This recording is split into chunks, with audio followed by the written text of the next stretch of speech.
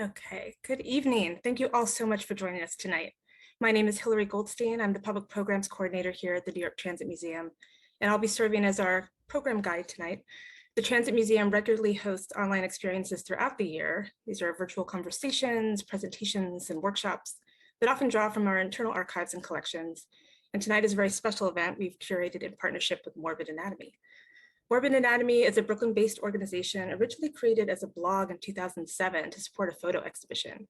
And from there, it's really expanded over time into a museum in Gowanus, Brooklyn, and is now a library and gift shop at Industry City in Sunset Park, Brooklyn. Morbid Anatomy offers lectures and exhibitions, classes, films, and spectacles that explore the overlaps between art, death, medicine, and culture. Now, like Morbid Anatomy, the Transit Museum developed beyond its initial concept. It began as a temporary exhibit in the 1976 bicentennial celebration that was so popular it turned into a permanent museum.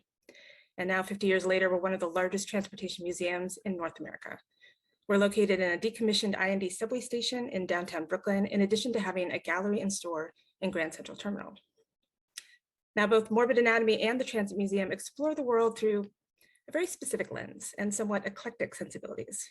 So tonight we have joined forces and gathered together a selection of interesting vignettes to engage with the themes of New York and transit, with a little bit of storytelling, a little bit of history, and a lot of culture. Okay, before we get started, I'd like to note that if you would like closed captioning for the discussion, you can click down at the bottom where it says live transcript or CC. You should see that at the bottom of your screen and select show subtitle. If you don't see that option, you can click the more button with 3 dots and you'll see more meeting setting options. We will have some opportunity for interaction during this presentation and invite you to unmute and share with us during appropriate moments. And we'll let you know when those are. Otherwise, please remember to keep your microphone muted, but we do invite participation on the chat, so feel free to share thoughts and questions and respond to one another during the program. All right, so let's get started. Now, the Transit Museum is really known for its extensive archives that document the development of New York's public transit system since its inception. In many of our programs, we present very select images of the development of the system. You probably have seen early street traffic and vehicles, construction efforts, signage, snapshots of the early laborers and riders that really made public transportation possible. But also kind of tucked into these archives are some less conventional images, some that perhaps read more questions than answers. So tonight we are going to explore some of these unexpected images and artifacts traveling down a less familiar route in transit history. So Marie Fazio, the Transit Museum's education coordinator, has extensive teaching experience and museum education expertise. And she's going to guide us through a discussion of several images and invite our reactions and observations. So if you're comfortable, we invite you to join the conversation by raising a hand. We'll ask you to unmute and share. You can also raise a physical hand, although it might be easier for us to see with the digital one. So you can go down and at the bottom of your Zoom screen, you should see reaction options, and you can select the raise hand feature. And of course, you're also welcome to use the chat. So now, presenting Marie Fazio.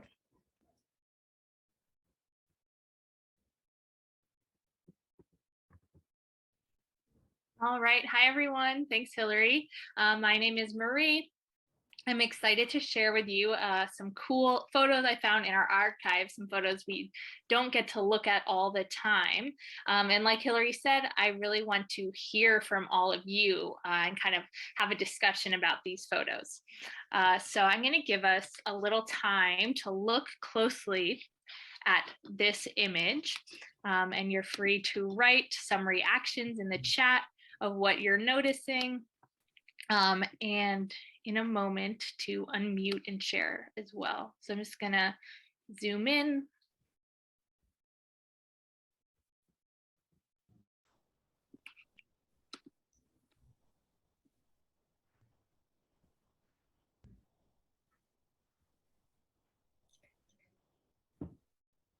All right. So I see some comments in the chat. Robert said Hat City. Yeah, I think it is cool. And a lot of these old photos you see everyone is wearing hats. Maybe I think every single person in this, this one person here maybe doesn't have a hat, almost all of them. I heard someone say, someone noticed that there are very few or no women in the photo. I'm not sure about why that is. Maybe they are, maybe it's about where the crowd is headed. Uh, Allison says this must have been a very loud street. Yes, I imagine it would have been loud, especially with these elevated tracks overhead. Those elevated trains could be very noisy.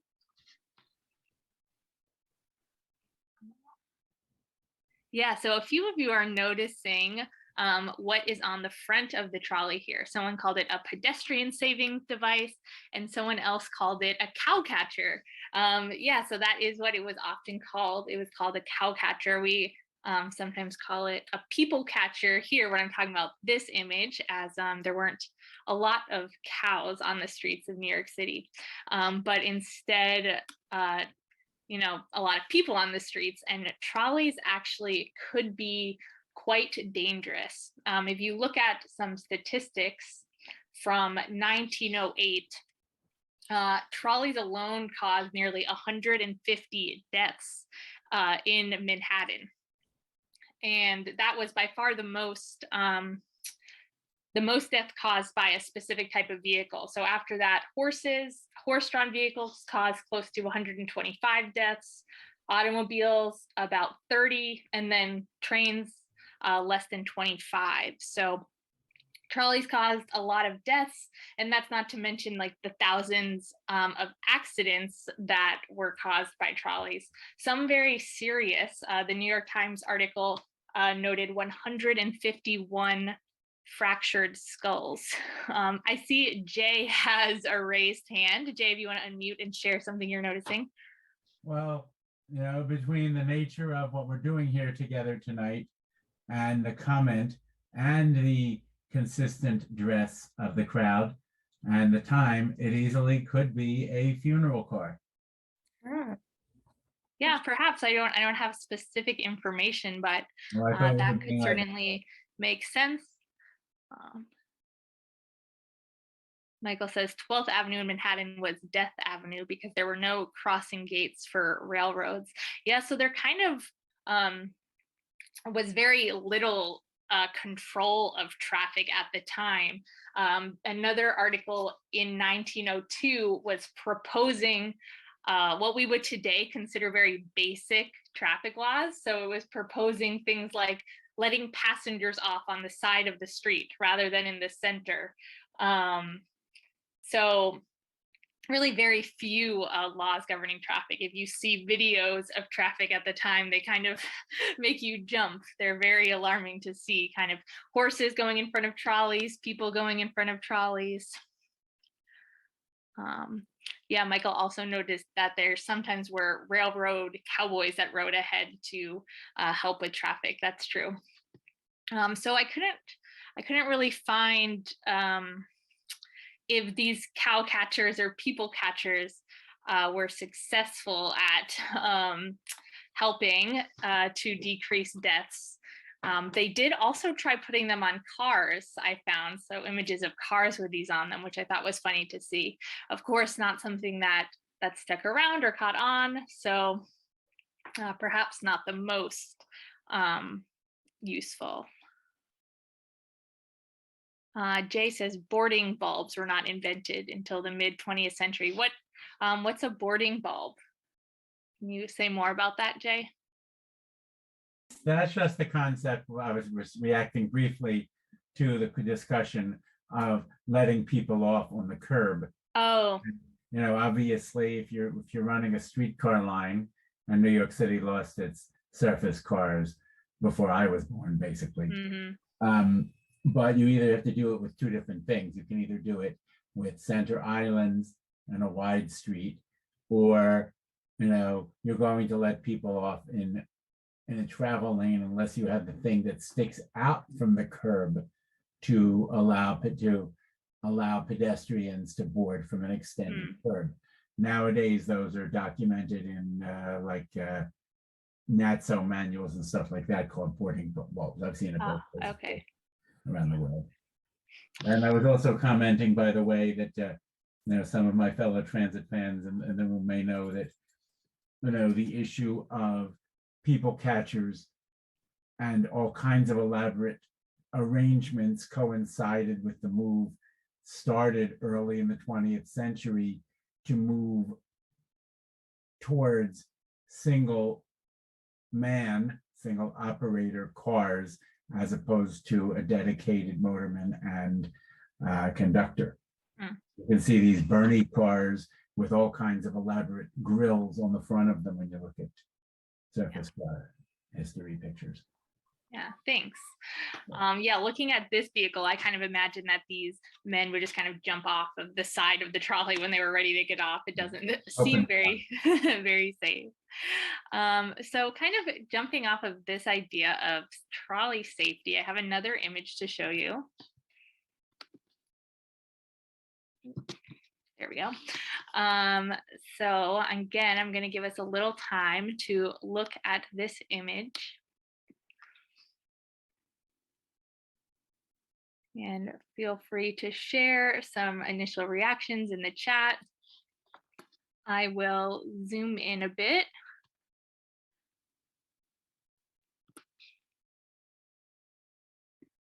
Someone says my reaction is whoa. Yeah, it is pretty shocking to see. Some people are saying first aid training, crash test dummies, the uncanny valley. Yeah, some of these faces on some of these, right?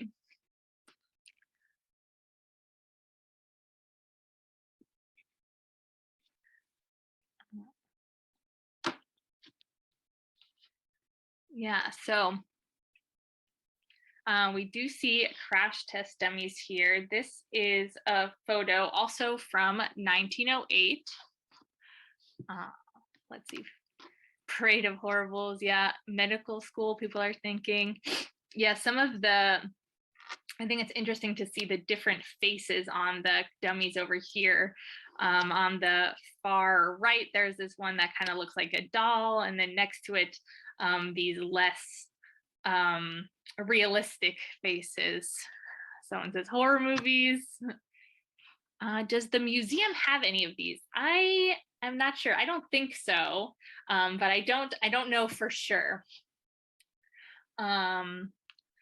But these actually were, connecting to our previous photo, testing for trolley safety. The badge on the man standing here reads official fender test. So what they were testing was different fenders on trolleys and which ones were the safest for use in the city. We don't know exactly where this photo was taken, but these tests occurred in Schenectady and in Pittsburgh. So perhaps this photo is probably in one of those two locations. Some people are saying we don't want to find the dummies, right? Yeah, they do look maybe a little bit haunted. I see Paul with a hand up. No, sorry, that was a mistake. All right, no problem. Does anyone else want to unmute and share anything they're noticing?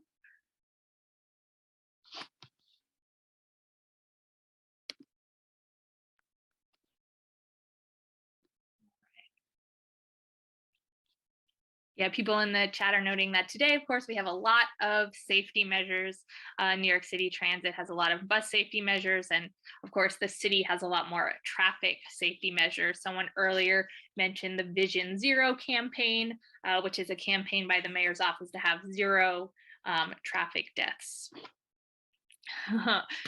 My Dr. Frankenstein's lab. Yes, it does kind of look like that. We see these men over here on the left kind of creating a new dummy. And the men over here are kind of evaluating damage. All right.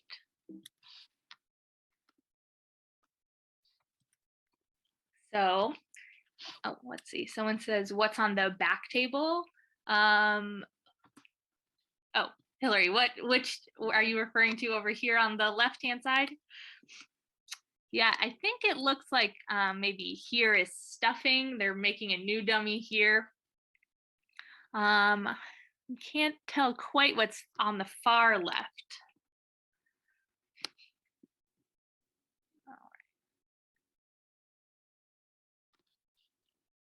Sarah says, I assume the dummies couldn't have been the appropriate way to test damage that actual humans would have. Yeah, so I don't know exactly. I think hopefully they would have kind of tried to make them be close to a human size. In my research of crash test dummies, I've actually found that at this time in the early 1900s, they were using a lot of human cadavers as crash test dummies rather than dummies. So this image, I guess, could be even more creepy than it is. So luckily, these are dummies and not humans. I see Rick has a hand up. Yeah, what part of New York was this done in, this photograph, do you know? I believe it is in Schenectady, New York. Oh, So not in the city. Yeah, these tests took place outside the city. Okay, thank you. Yeah. All right. So transitioning, here is another image. This is depicting an event that I think some of our transit museum regulars will be familiar with, but maybe not everyone here. Yes, I see lots of people in the comments noticing or asking if this is the Malbone street wreck, and that is correct. This is the Malbone street wreck. And again, we can look closely at this photo if anyone wants to share any details in the photo that they're noticing.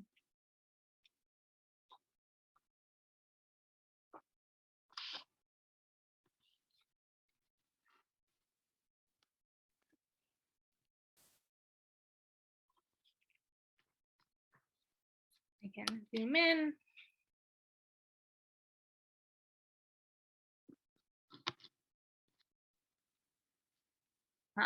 Wesley says, what year? This happened in 1918. Yes, so Sarah's asking, what is the Malbone street wreck? So I'll give an overview of the story. Yes, Shansky, sorry if I said your name wrong, says it's the worst disaster in subway history, and that is absolutely true. This was definitely the worst accident in the history of the subway. So the Malbone street wreck, like I said, happened in 1918, and at the time, motormen's train operators were on strike.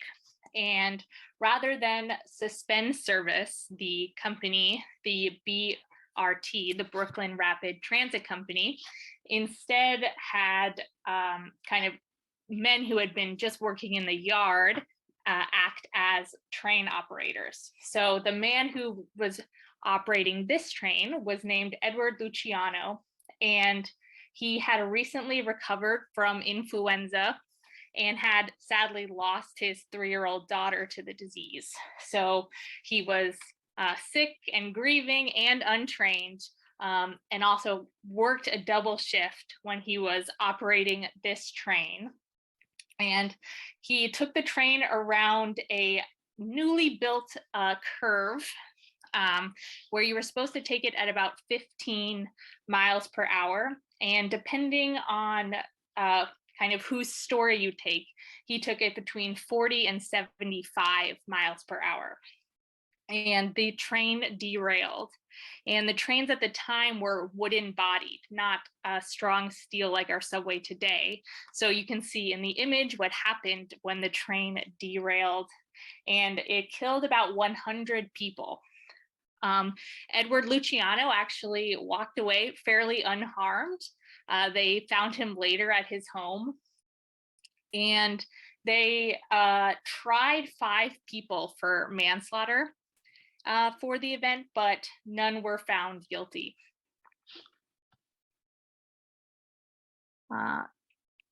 Cassie says, when I see a picture like this, I wonder what the people in the picture are feeling and what it would look like in color. Oh yeah, that is interesting to imagine the picture in color. I think seeing it in black and white kind of, I feel like for me at least, it kind of takes me out of it. It like makes it seem like this past thing rather than something I could imagine being in. So yeah, it is interesting to think how these people must be feeling.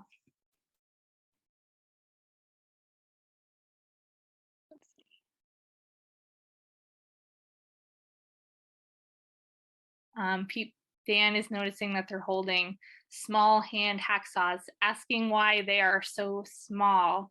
I'm not sure exactly what they did with the hacksaws. I'm sure bigger tools were used during different parts of the process to clean this up and investigate it. Mark also noticed the hacksaws.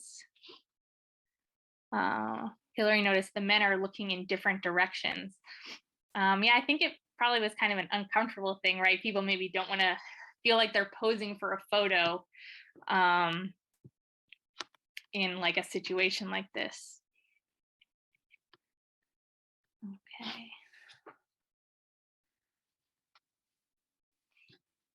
Yes, Michael sharing that it is today at the Franklin, and Shansky also that this is at the Franklin Avenue shuttle now. All right, I'm gonna show us one more photo. A little less sad than the Malbone wreck to end us on. So one last time, I'll give us a moment to look at this photo and see what we're noticing.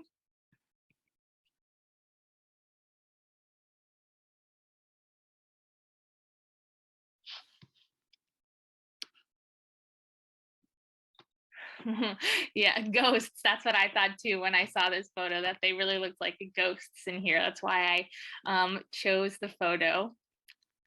Sarah Fowler noticed the individual chairs. Yeah, that's something else funny that I noticed is these actually are just kind of normal chairs that are placed along the wall. They're not even, I don't believe, kind of connected down. I saw other pictures where they were kind of scattered around the vehicle.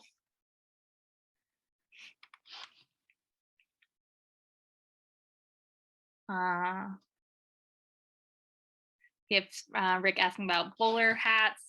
Yeah, I suppose that they were popular in the time period. This photo, again, would be from the early 1900s. This vehicle ran from 1910 until 1914. So this photo would be taken during that time. Does anyone have any ideas what kind of vehicle that this is?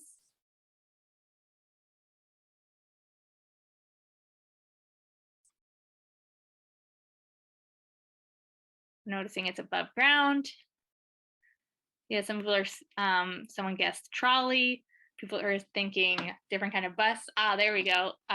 Mark got it. This is actually a monorail, which is not a very common type of transit in New York City. But this actually ran in the Bronx from 1910 to 1914. So just a short time. It was the Pelham Park and City Island Railway monorail car. So basically it ran today where City Island Road runs from Pelham Bay Bridge to City Island Bridge. And service was provided by a single car nicknamed the Flying Lady. Sadly, the car toppled over on its maiden voyage and was closed down for 4 months before reopening.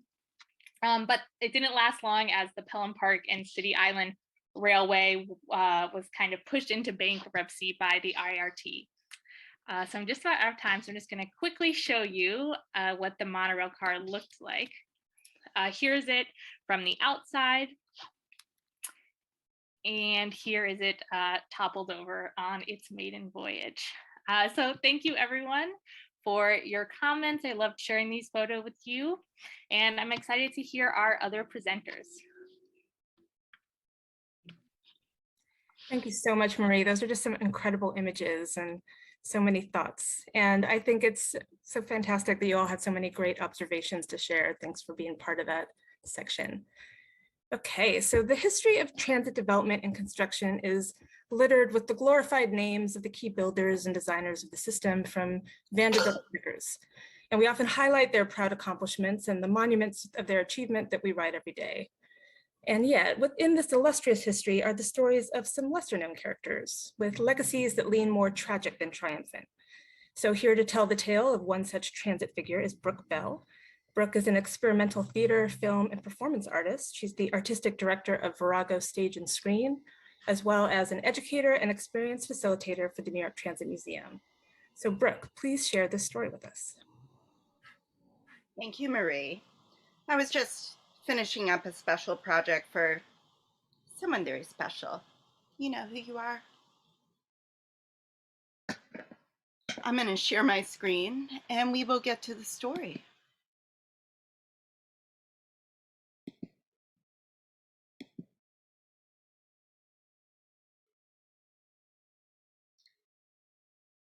It's tough to imagine New York City without our subway system, a network of underground tunnels and trains slithering beneath the sidewalk. But of course, there was a time before the subways. 2 centuries had passed by in which New Yorkers tried and tried again to make above-ground transportation work.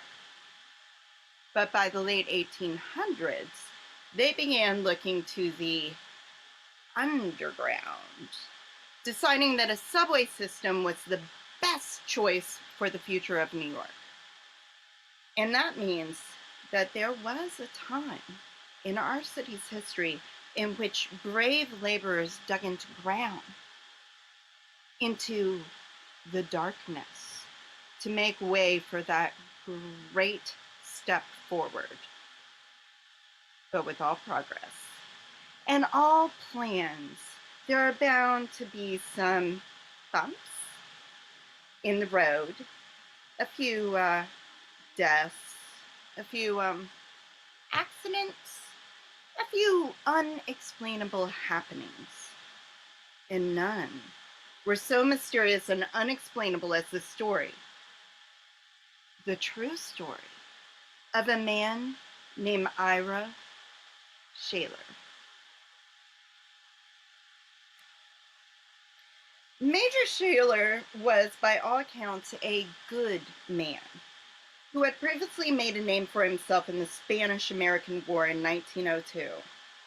He was working as a subcontractor for the Rapid Transit Subway Company and was in charge of building a portion of the first subway line in New York City underneath 4th Avenue and Murray Hill. It's said that he was a good man, willing to get his hands dirty in the tunnels with his men.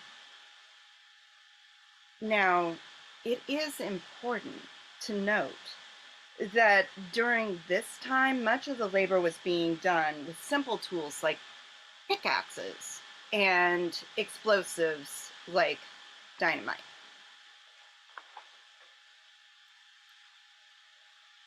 William Barclay Parsons, the city's chief engineer for the whole subway, decided that the best way to make use of labor and geology was to dig shallow subway tunnels close to the surface, which would be covered by the street. This method was called cut and cover construction.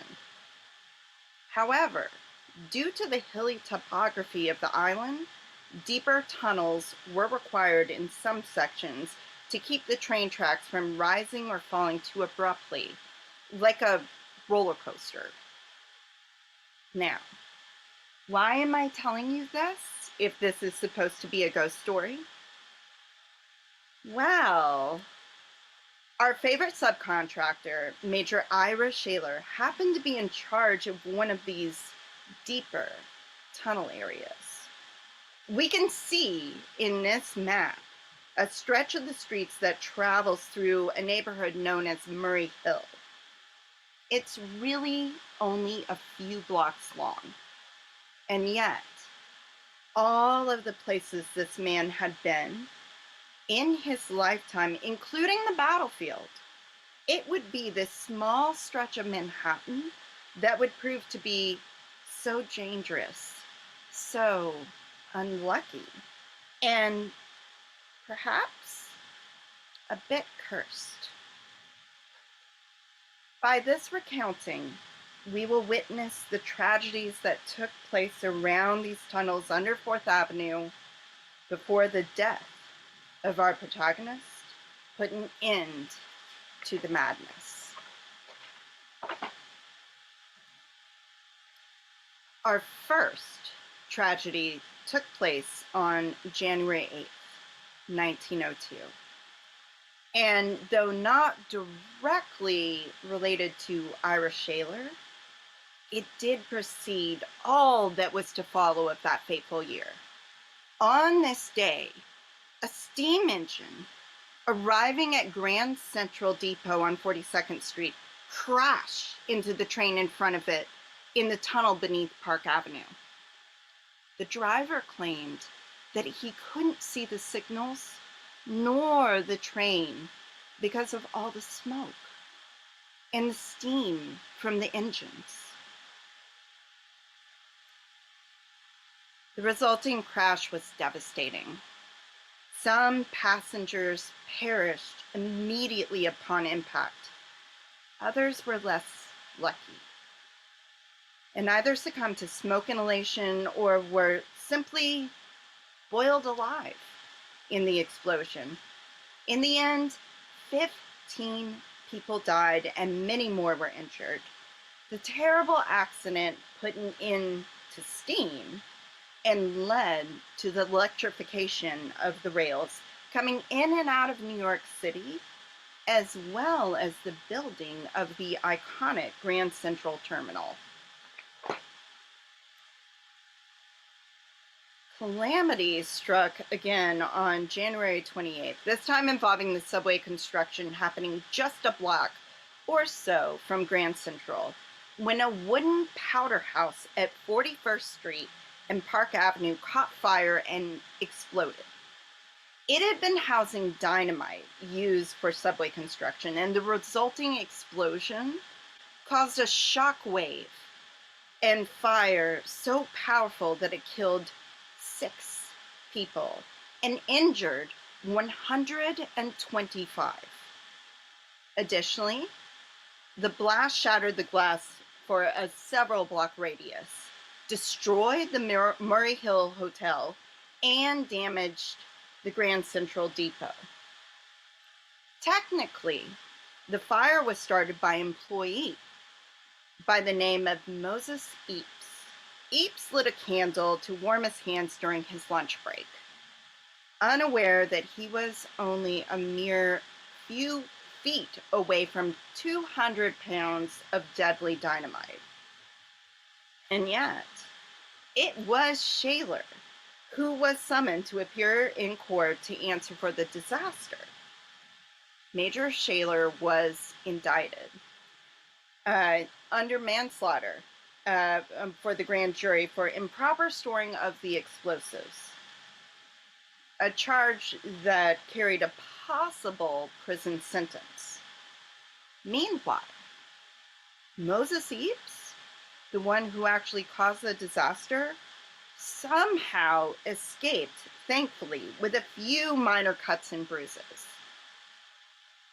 But Shaler wasn't imprisoned. He remained in his post, and the construction of the subway continued. A few weeks later, on February 22nd, 1902, another fatal fire began in the 71st Regiment Armory on Park Avenue at 33rd Street. This was a frightening event, as there was another powder house full of explosives nearby. Thankfully, that powder house did not explode, and the subway laborers raised the alarm very quickly and got to work rescuing people from the burning buildings, including a janitor and his family. However, not everyone could be saved, and as the fire spread and at least 17 people died, some of whom leaped to their death from the 6th floor of the nearby Park Avenue Hotel. The event proved to be a financial drain. The damage impeding work and threatening expensive delays. But once the fire was put out and the area secured, the construction of the subway continued. However, after after that, only a few weeks later, on the evening of March 21st, a narrow 35-foot-long crack appeared in the roof of the east tunnel at 37th Street. Shaler was able to evacuate his workers. They all waited with bated breaths through the night to see if the tunnel would hold. It did not. At 8:30 a.m. the next morning, an avalanche of boulders, dirt, and the walls of several wealthy homeowners' properties collapsed into the tunnel below, causing over $100K in damage to the houses. At this point, Shaler had earned the nickname of the hoodoo contractor by the press, and this small stretch of Manhattan was dubbed as the hoodoo section. After cleaning the debris and shoring up the walls, Shaler was still in his post and construction continued unabated.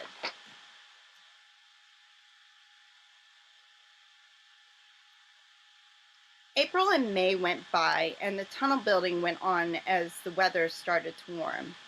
In Murray Hill, Shaler continued at the helm of his section, the hoodoo section, until one fateful day in June. On this day, Shaler, alongside William Barclay Parsons and his deputy, George Rice, were inspecting a section on the tunnel at 40th Street. They had been debating how best to shore up the roof on this section of tunnel since the rock was proving to be uneven and unstable. They were inspecting one particular section of the roof that looked particularly precarious. Parsons poked a stick into it to see if anything was loose, a common method for assessing if things were stable. The New York Times wrote, all three men knew that the boulder at which they were looking at might topple down at any moment. Mr. Parsons took a long pole and dislodged a piece of it. Then they all stood a few feet away and looked at it, talking about the means of timbering and regretting that the rock was not solid. How Mr. Shaler happened to step under the rock, nobody knows. Anyway, he stepped away from his companions just a few inches, and a second later, a mass of the rotten stone had crushed him prostrate to the miner's dump on which he had been standing.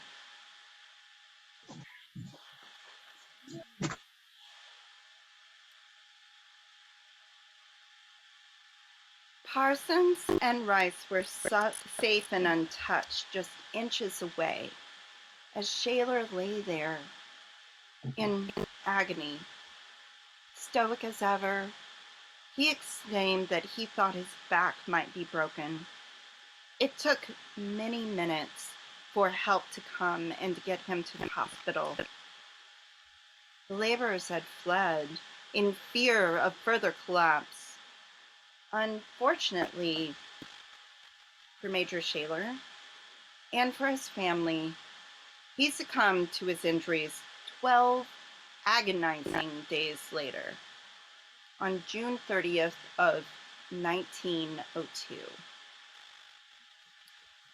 Now, you might be interested to know that the term hoodoo actually has a few different meanings.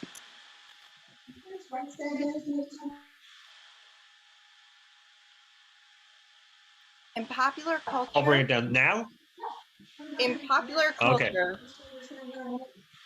hoodoo is generally used to describe a person or thing that brings bad luck. This, of course, was the meaning journalists employed when speaking of Ira Shaler and the many tragic accidents that occurred on his watch. But there's another meaning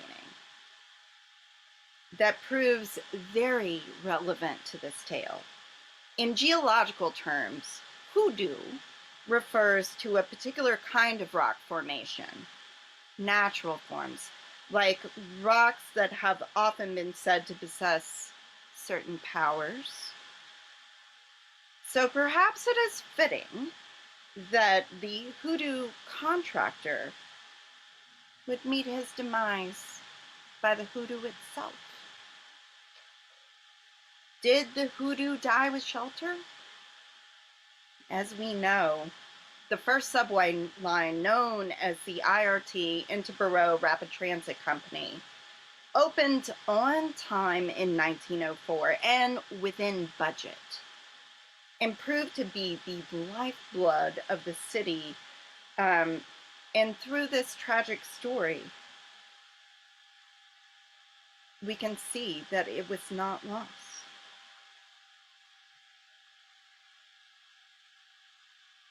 Though this story is not the only one in the life of the New York City subway, it does stand out for the supreme bad luck experienced by one man and by one section in our beloved Manhattan.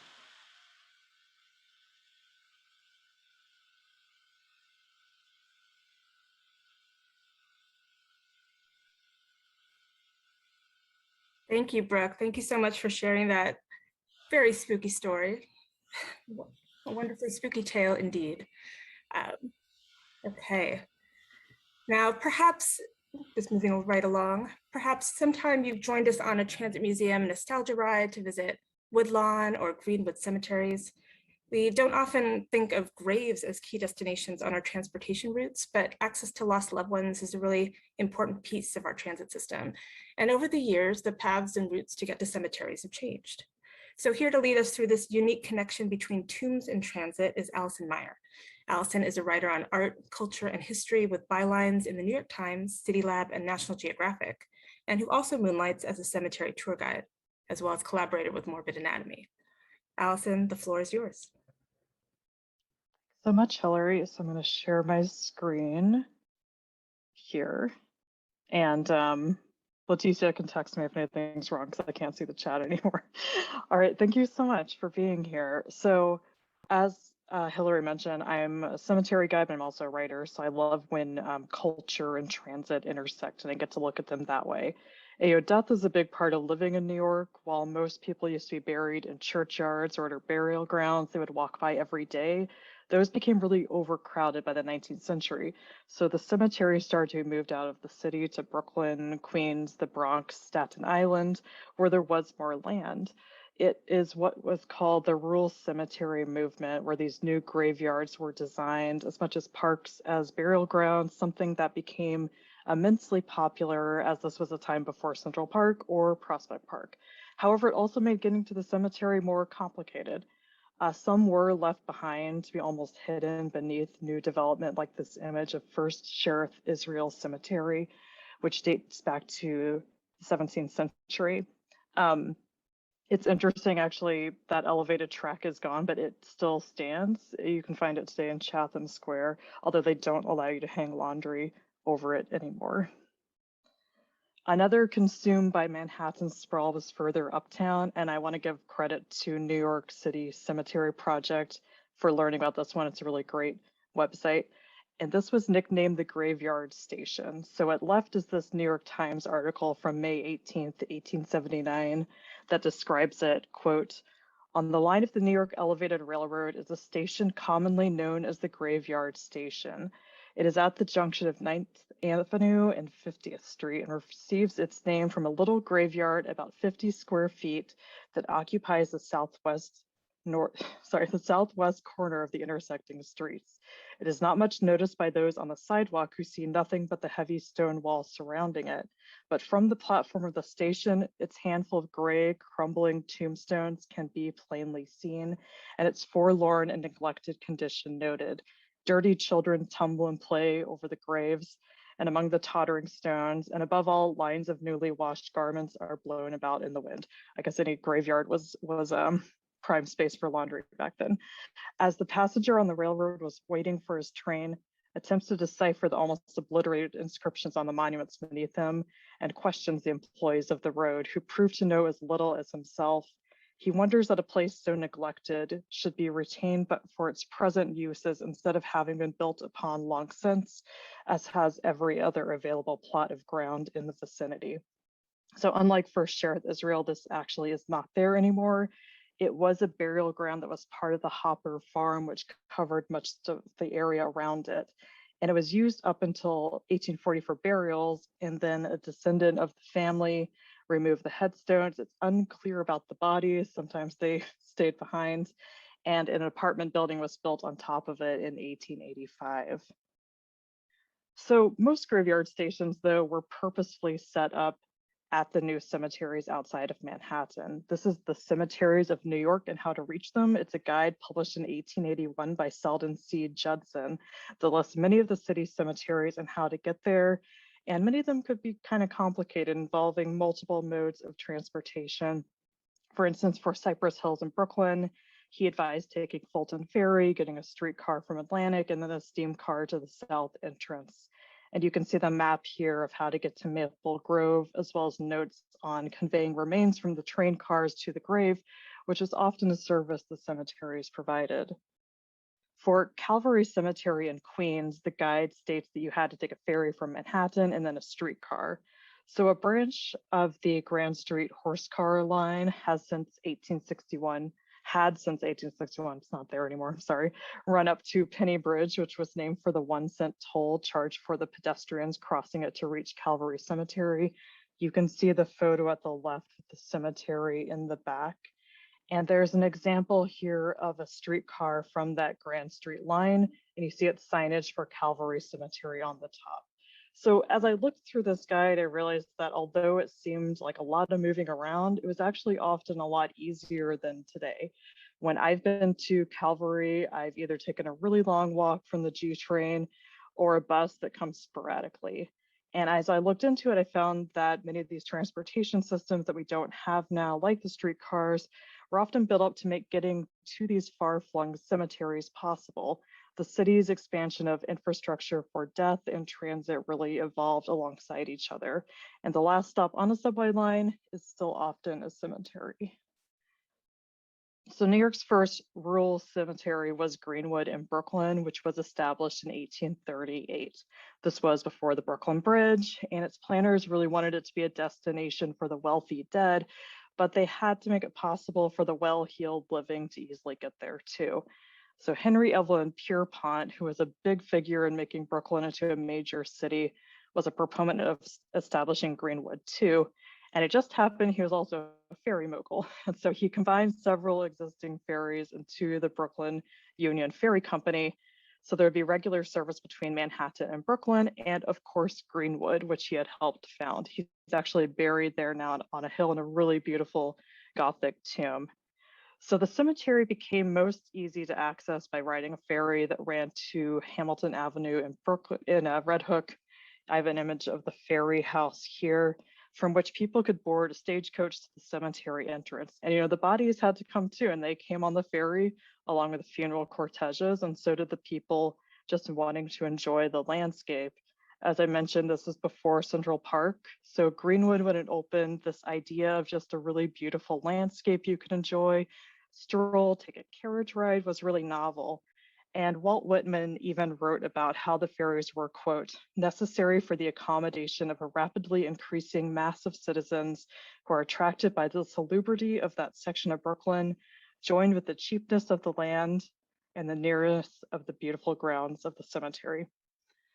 Eventually, the Brooklyn Bridge, of course, would be completed and the subway lines would expand into Brooklyn, and the ferry which was once the main way to get to Brooklyn from Manhattan, would fall out of favor, and this Hamilton Ferry Terminal was abandoned and finally torn down in 1956.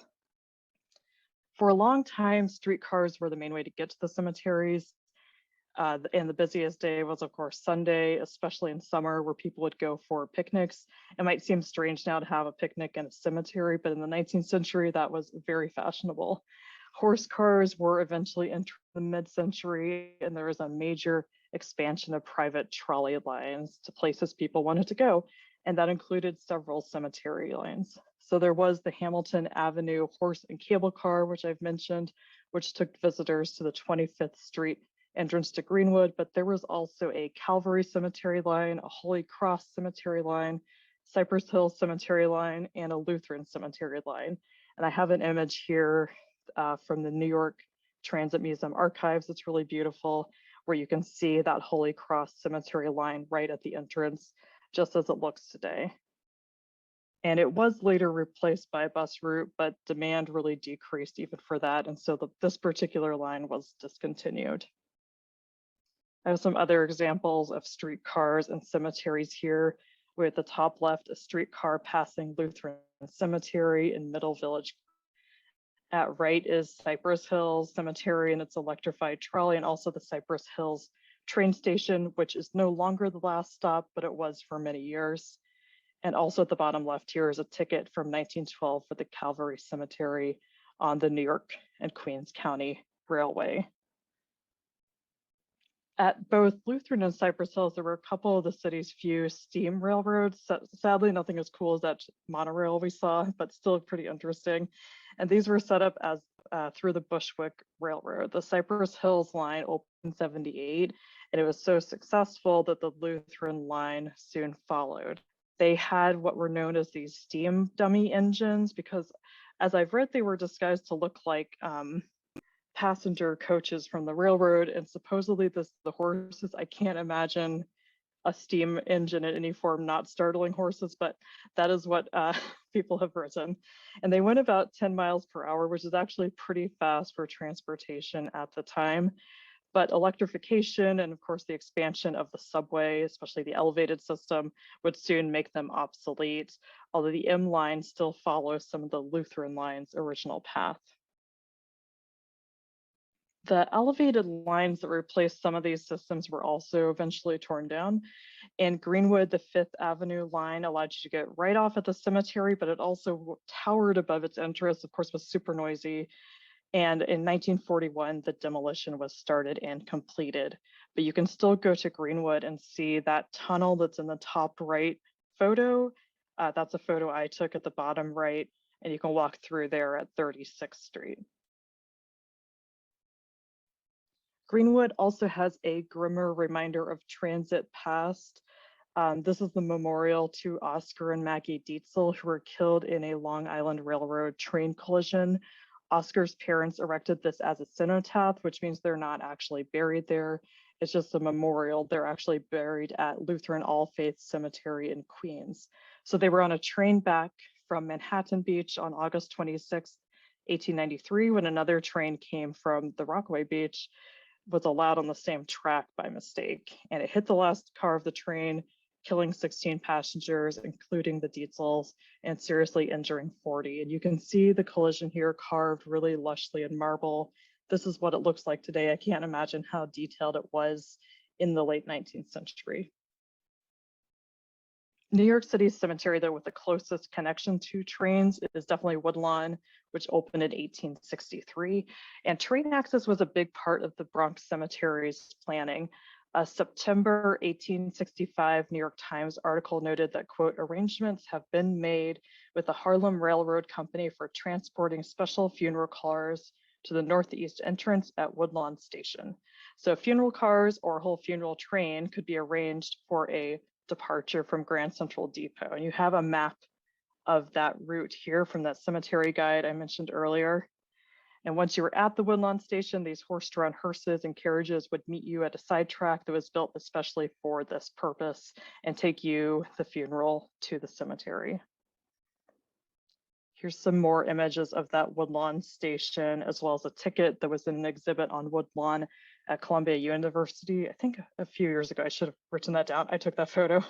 So the Evening Post on March 29th, 1876 noted about Woodlawn, quote, "The seeming necessity that compelled the establishment of our older cemeteries at points remote from the thickly peopled districts of the metropolis has certainly entailed upon families some extra expense and inconvenience. While the newer cemetery is sufficiently secluded, it is reached in 30 minutes by rail from the Grand Central Depot, and the Harlem Railroad Company has made a station for express trains at its very gates."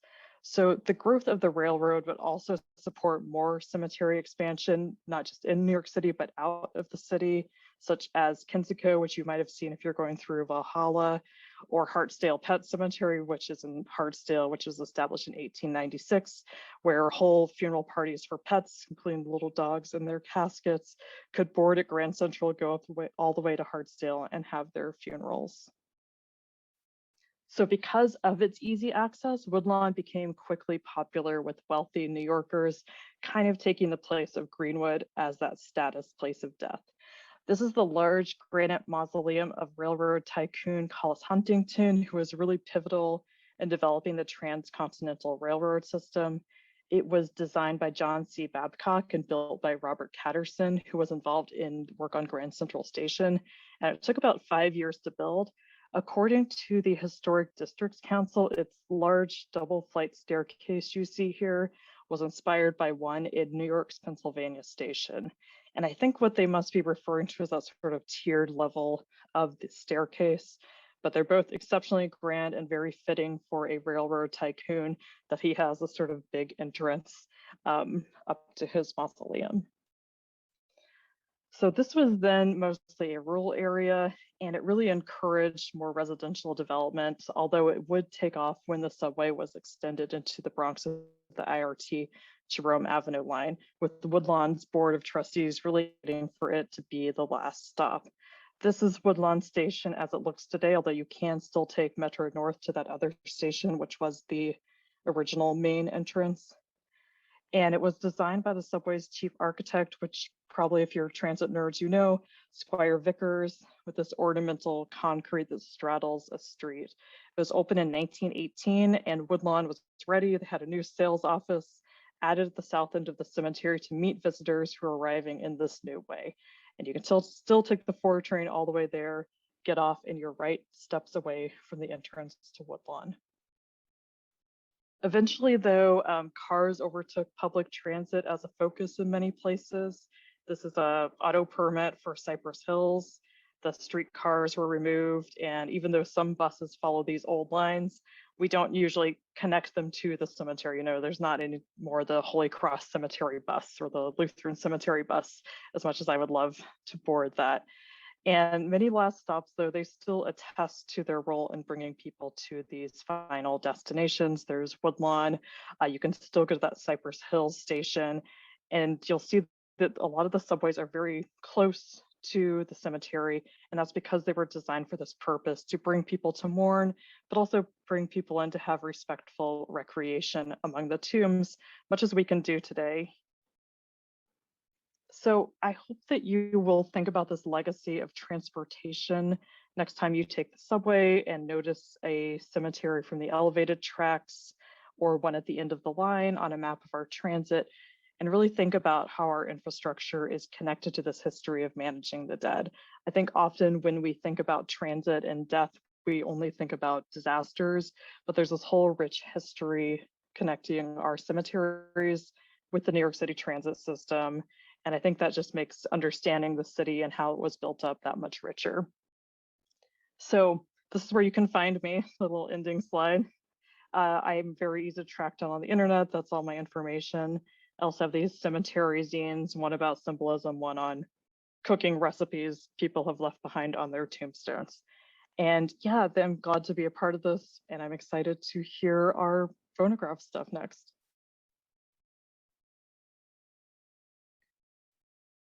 Thank you so much, Elsa. That was really fascinating. And, you know, cemeteries are such beautiful places to visit, especially now with all the flowering trees. Now we know a little bit more about the transit to get there.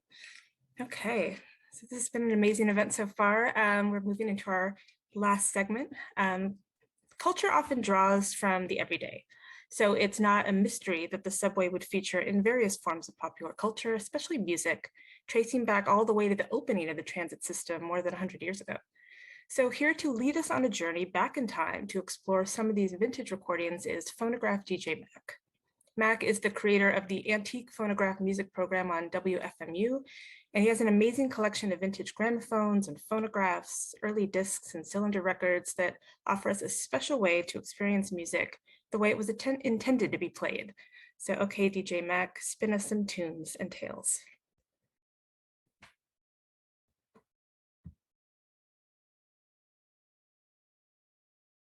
Mute myself, right? Unmuted myself. I saw that message. Good. All right. It's been a really wonderful program tonight. I've been really enjoying all the stories and hearing from everyone. I'm very happy to be part of it. Like I said, my name is Mac, in case you forget. There you go.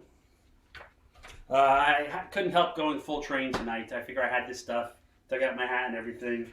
What other themed event would it be appropriate for? But as has been said, I collect these antique machines. I buy and sell and restore them so they're all actually working and sounding like they originally did. And to me, listening to these machines and the period records is kind of like time travel, because you are having the same experience of someone 100 plus years ago of playing with these machines and listening to the music.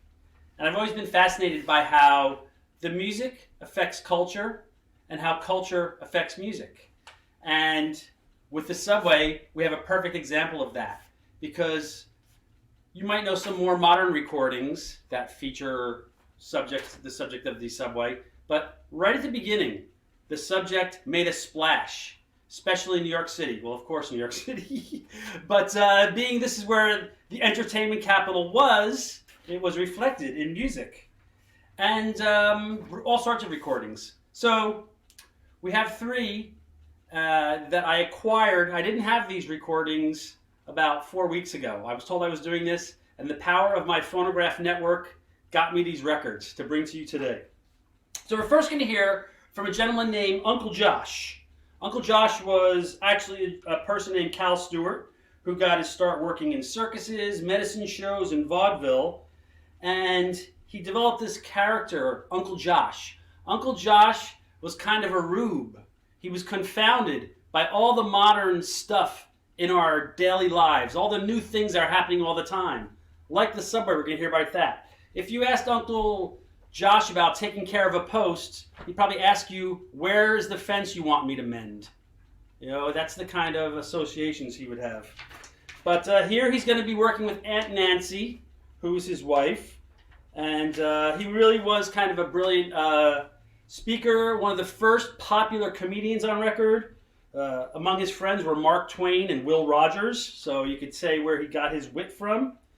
And he did hundreds of recordings as Uncle Josh did all these things. And I'm still looking for some of his records that he did. I've seen in other collections, he did a lot of blue recordings, a lot of dirty recordings. Things like, there was a young girl from Nantucket. I'm not going to continue any more of that. But these were sort of underground brown wax cylinders that he distributed. And they're sort of nasty and kind of fun. But we're going to hear now from Uncle Josh and Aunt Nancy on the subway, a record from 1907. And I believe we have the lyrics here because it's kind of hard to understand. We're hearing this on my 1906 Victor III phonograph. So you're really hearing a record and a machine from the period. Oh no, we're not playing that one first. We're playing this one first. Sorry! Here we go! Uncle Josh and Aunt Nancy on the subway. On my Victrola. Oh boy, I'm confused. Here we go.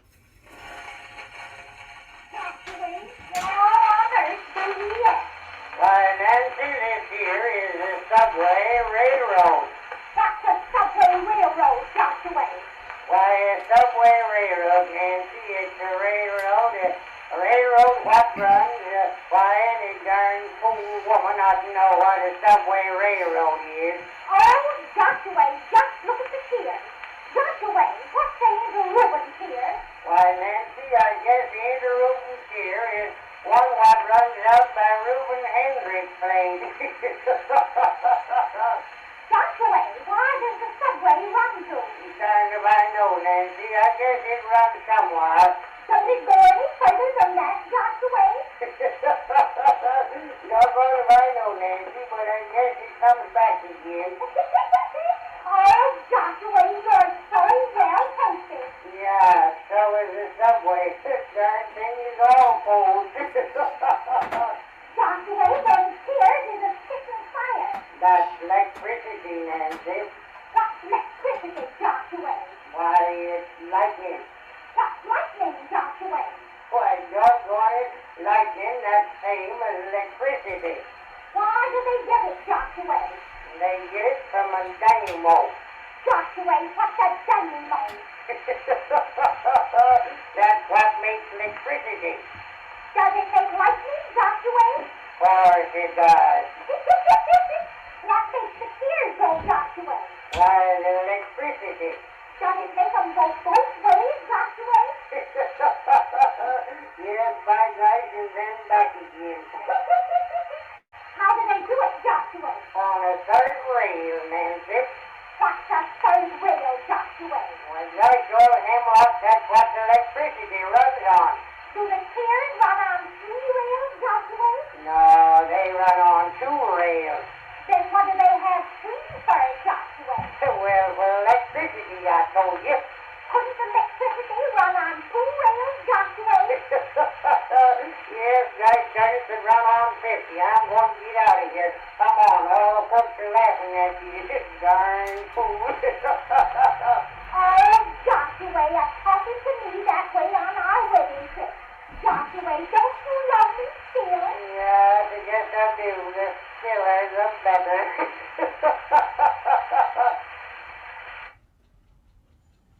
Well, maybe this comedy doesn't play as well as it did 100 years ago, but he was a hugely popular guy.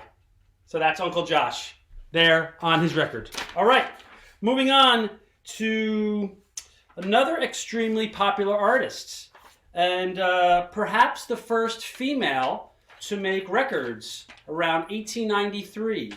Her name was Miss Ada Jones, and again, on par with Madonna, Beyonce, Barbra Streisand, whoever you want to say. She was a hugely popular recording artist on the Edison label and also on Victor. And we're going to hear a cylinder record right now. This is a Edison cylinder record we're about to hear, and I'll show you the machine it's going to play on. This I acquired from a friend, and he kind of gave it to me because it's sort of badly damaged. It's hard to see. Can you see it's got a crack in it? See that crack right there? See it? You know, 100-year-old Subway, 100-year-old record. This record's from about 1907. Old me. I mean, everything wears out, right? This could be one of the last plays of this record. I don't know. But it's a really great one. It's called He Lost Her in the Subway. The story's about getting married at City Hall. They're on their way to the honeymoon on the subway. They get separated, and they never found each other. So you'll hear this record. It starts out okay, but towards the end, it's really damaged. But let's hear it. Ada Jones, and He Lost Her on the Subway. And this is an Edison home phonograph from about this one's actually from about 1898, this machine. And I'm going to give you a better look at it. Here we go.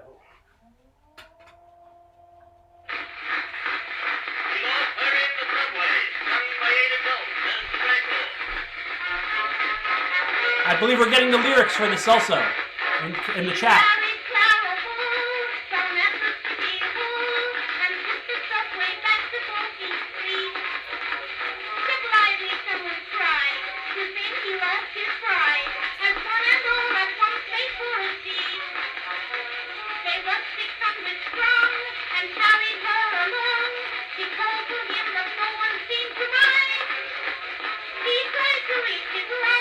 Someone gave him a shove.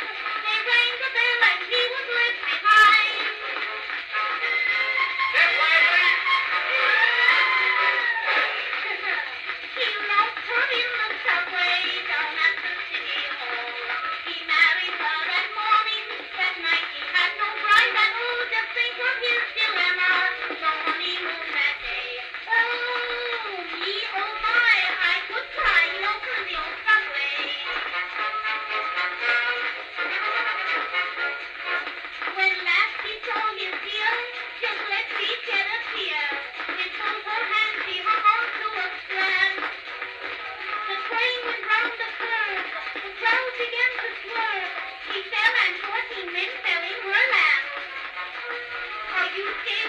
seat, then stepped upon her feet.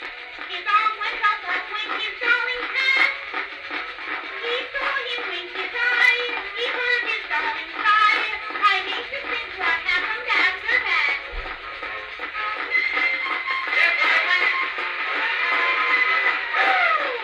He lost her in the subway down at the city hall. He married her that morning, that night he had no bride that told us in her mystic ever. No honeymoon that day.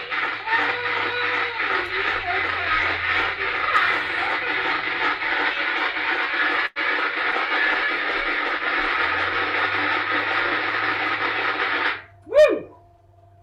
That's some record damage there at the end. All right.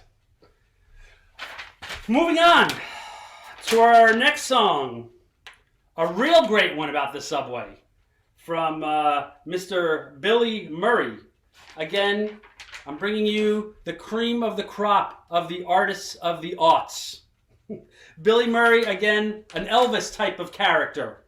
He was hugely popular and prolific. Also known as the Denver Nightingale. He made so many Edison cylinders and Victor discs that we can't even keep track of them.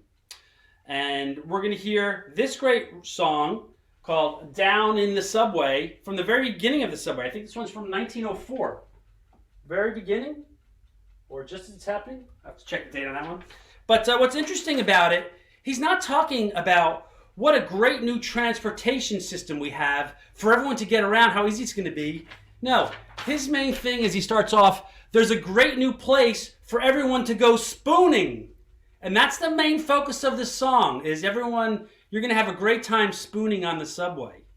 So, I don't know if you've thought about spooning on the subway, but here's Billy Murray with Down in the Subway on the Victor 3 from 1906. And this Victrola that we heard was from about 1917. All right, here we go. Down in the Subway with Billy Murray.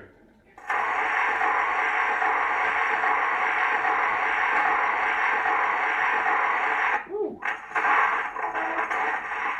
I think this is a bad needle. Sorry, I can tell from the beginning. You got to change the needle for every record. And I think for some reason I have a bad needle there. So I'm putting another one in. Oh boy. Technical difficulties. Please stand by. Here we go.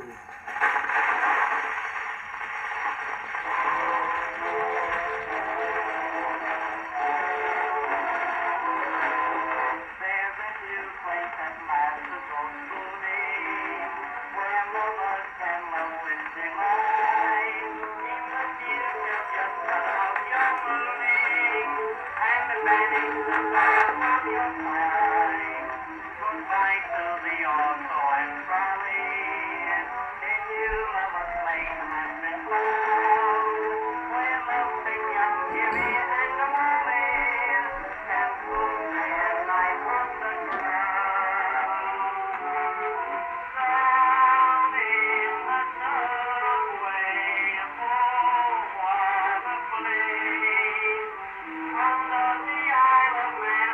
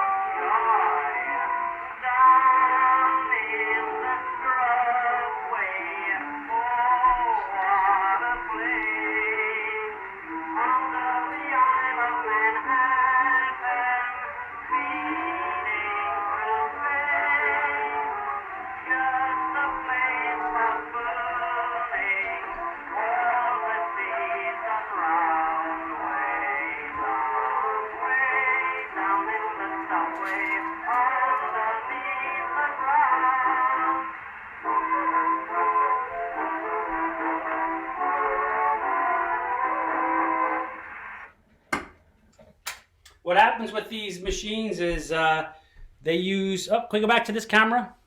They use steel needles, and these needles you use only one time for a record. And then after that, you throw it away and you replace them. People always ask, oh my God, where do you get them? There's actually many makers of new needles these days. It's a very popular hobby. There's lots of people doing it, and it's a fun thing to do. Okay, so change the needle now, and we're gonna do one more song before we do a little Q&A. And by the way, this is your volume control on the machine. You know, close the doors, less volume, open the door, more volume. You didn't really have that control on this machine. So if you wanted it to be louder or softer, you put a sock in it. Okay, so now I'm gonna get one more record. And this is your record storage down here on the bottom. So pulling one of my records out. And this is actually gonna be a sing-along, everybody. Are you ready to sing along? I can't hear you. Yes. It's because you're all muted, I guess. Ready. Okay. You know what we're going to sing to? You know this one. Sidewalks of New York. Who knows how to trip the light fantastic? Yeah. Yeah! Well, we're going to do the song, The Sidewalk of New York, which is the, used to be the official song of New York. It sort of lost its popularity, replaced by maybe New York, New York. Actually, it was the song of the Belmont Stakes until 1996 when they removed it. And some say there was a bit of a curse because that song was removed, because no horse won the Kentucky Derby until 2015. 8 other horses made it through the other 2, but not to the Belmont Stakes. Not through the, to the Belmont, because of the curse. But maybe it wore off. But it's a song from the 1890s, written by Charles Lawler, really about his childhood. And Maggie O'Rourke was the one who taught him how to do the light fantastic. The song's been featured in political campaigns, advertisements. I heard a version by Blondie recently from the last episode of a TV show. So I believe we're going to have the lyrics. I don't know how this is going to work out, but we're going to try to do a sing-along. So you ready? And if you can't sing, trip the light fantastic. Here we go.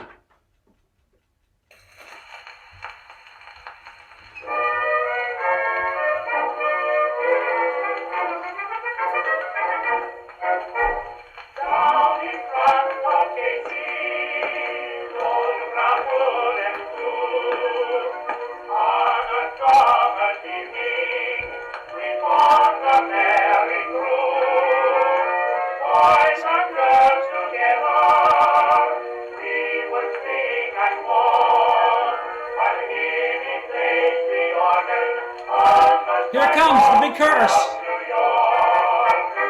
East side, west side, all around the town. The cut and green are rosy, London bridges falling down. Boys and girls together, me and many more. With the light fantastic. Here's my air xylophone solo. Oh, not yet. Next part. I won the air xylophone championship in 2018, by the way.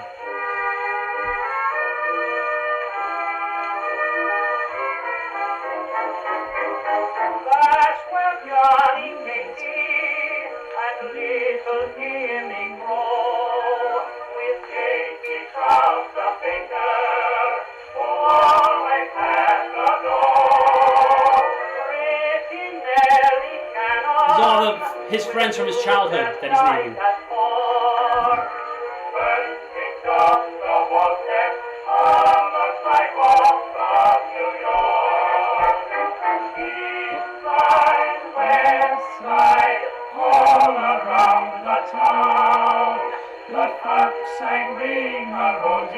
London bridges falling down. Boys and girls together, me and me. light, fantastic. On the sidewalk of New York. Here it is.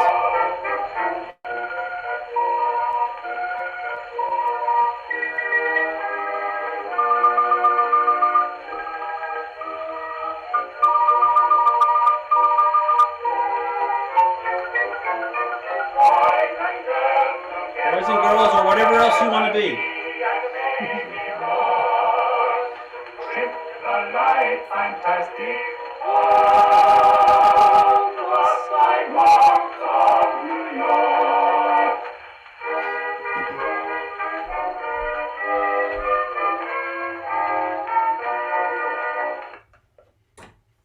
All right. So that's it for me. I'm Phonograph DJ Mac on Instagram. I always have lots of phonograph adventures going on and all sorts of stuff.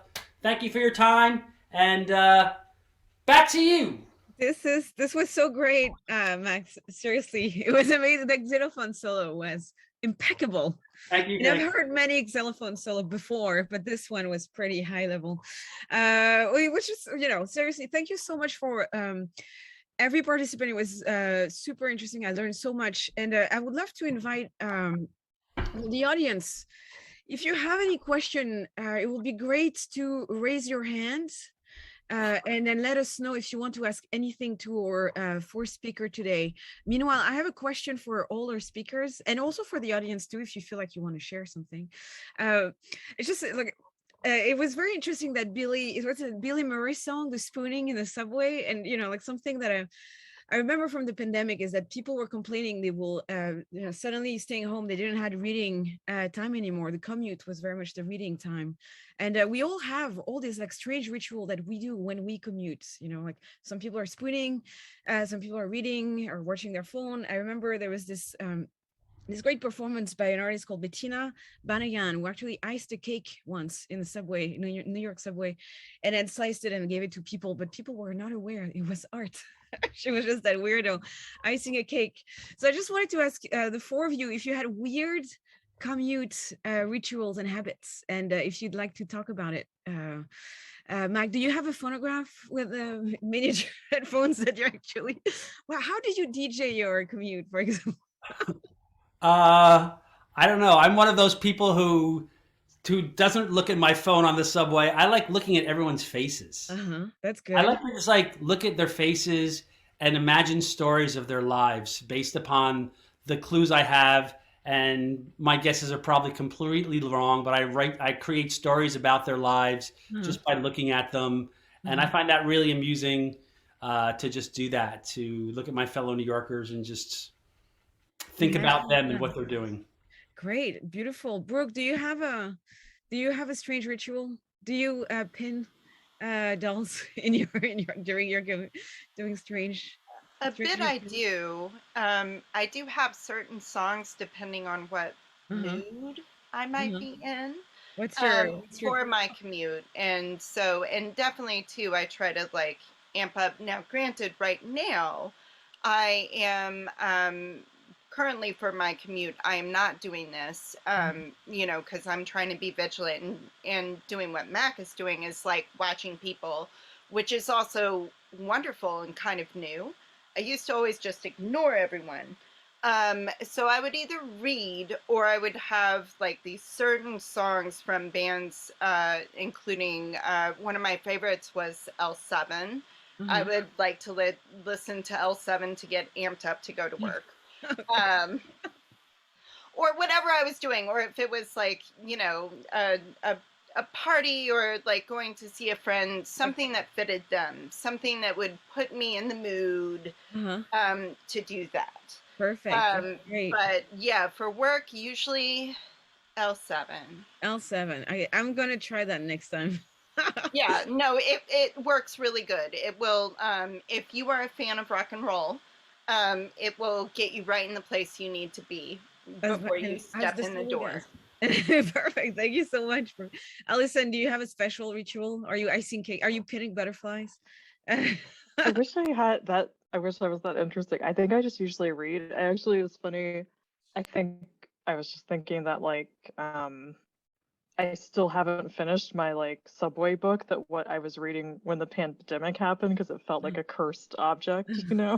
And I still have I think I actually have like 30 pages left and it's on the shelf. And I was like, maybe I should like start a new ritual, finish that cursed. It's Willa Cather's, one of our own. Finish that book and then I can move on to a new stage of subway life. Buckle up the Ouroboros. Yes. Mary, is it Mary or Jennifer? For some reason, yes, you. The photo. Sorry, Hi, Mary. Marie. Always sorry just about this. reading for me. Nothing unusual. Just reading. Yep, always reading. What are you reading right now in your subway ride? What's your read? I read fantasy pretty much exclusively the genre I stick to. Okay, great. Thank you so much. Joanna, do you have any question for our speakers? Meanwhile, I'm going to try to locate if we have question from the audience. Yeah, I don't have any questions. I just want to thank everyone so much. And I want to thank everyone for coming as well. It was really so wonderful to see all of these things together and the way they intersected and the way they didn't intersect, and just a very different view of transport. I thought it was very exciting, and I just loved how everything meshed together as a variety show. So, and I want to thank the Transit Museum as well for allowing our idiosyncratic vision into your other idiosyncratic vision. And thank you all for being here tonight and supporting it. Thank you, everyone. Yes, this is a fantastic event. Thank you all so much for being part of it, for all of our speakers, for partnering with us, Morbid Anatomy. It was really just an exciting event. And I know we all have so many things going on with both of our organizations, so please do check in. I don't know if you have anything that you want to announce that's coming up. Well, we do have an open to the public library now every Saturday. So if you want to find out about us, we're on Instagram, Facebook, everything at Morbid Anatomy or morbidanatomy.org. We have a monthly flea market. If you're interested in collecting interesting, obscure, strange objects, that might be a place for you. And every Saturday from 12 to 5, our research library and small collection of strange objects is open to the public, also at Industry City. You can find out about it on our website. And I hope we'll see you at some future event. We also do a weekly lecture series. Every Monday night we have classes. We do all sorts of things. You'll find out about it at morbidanatomy.org. Hope to see you there. Yeah, and the Transit Museum is open Fridays through Sundays from 12 to 4. 12 to 4, or 12 to 5? Oh, okay. We are also continuing to have our weekly 11 to 4. 11 to 4. Thank you. 11 to 4 Friday, Saturday, and Sunday. It does require advanced registration, but you can register on the website, and we're continuing to have public programs every week. Our next event is next Thursday, May 19th at 6 p.m. We're having a virtual drink and draw with Sarah Nisbet. So we're going to be pulling some objects from the Transit Museum collections and doing some art exercises. So please, sign up and join us. Thanks everyone for coming. Thanks everybody.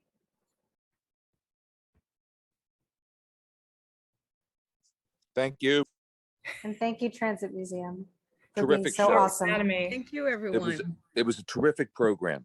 Oh, I'm glad you And enjoyed it. Everything. And the music was just a great way to wrap it up.